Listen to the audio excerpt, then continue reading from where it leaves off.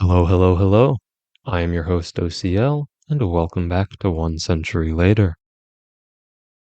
Today, we'll be taking a look at all events from July 13th to July 19th, 1925. As with last week, all of my sources are in the description down below. Monday, July 13th, 1925.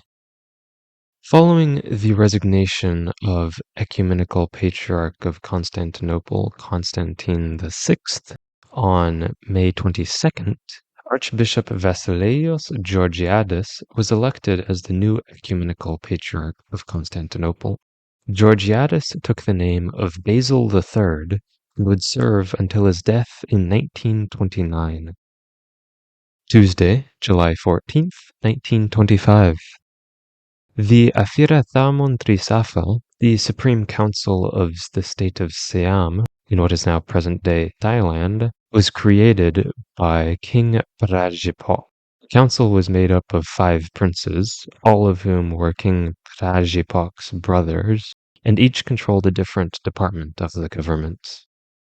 Also on this day, a group of students from the Indochina Pedagogical College in what is now present-day Vietnam gathered together to create the Ho Phuc Viet, the Vietnamese Restoration Association, a revolutionary party with the goal of democratically freeing Vietnam from French rule. Wednesday, July 15th, 1925. 460,000 people would sign a petition calling for the prohibition of alcohol in Germany. Despite the petition, no laws regarding prohibition would be enacted. Thursday, July 16th, 1925. President Calvin Coolidge signed Executive Order 4268, called the Remission of Further Payments of Installments of the Chinese Indemnity. This executive order ended the indemnity payments owed by China to the United States after the Boxer Rebellion of 1900. China still owed $6,137,552.90 of the initial $11,961,121.76 set forth in 1908.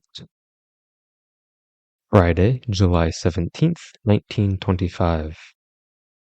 Following 3 days of rain in Hong Kong, a flood wall collapsed. The resulting flood killed 80 people and destroyed multiple residences. Also on this day, the Svalbard Act of 1925 was passed into law by the Parliament of Norway.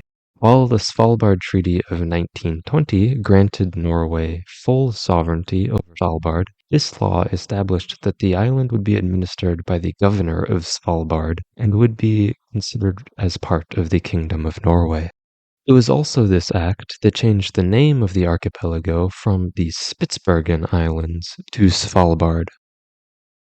Saturday, July 18th, 1925. The first volume of Adolf Hitler's Mein Kampf was published on this day. The second volume would be published in 1926. Also on this day, 3 days of continuous rain in Seoul caused massive floods. Over 600 people would die, and about 77,000 homes were flooded. The exact death toll is unknown, as communication with nearby affected towns was lost during the flooding, meaning the actual death toll could be significantly higher. Of the 600 deaths, 300 came from Ryosan, when the entire village was swept away in the floods. Another 200 deaths came from Koshugun, when a river craft people were using for flotation struck a tree and sank. The storm caused about 80 million yen in damages. Sunday, July 19th, 1925. Nothing of historical precedent happened on this day. And that is all. See you next week for all events from Monday, July 20th, 1925, and Sunday, July 26th, 1925.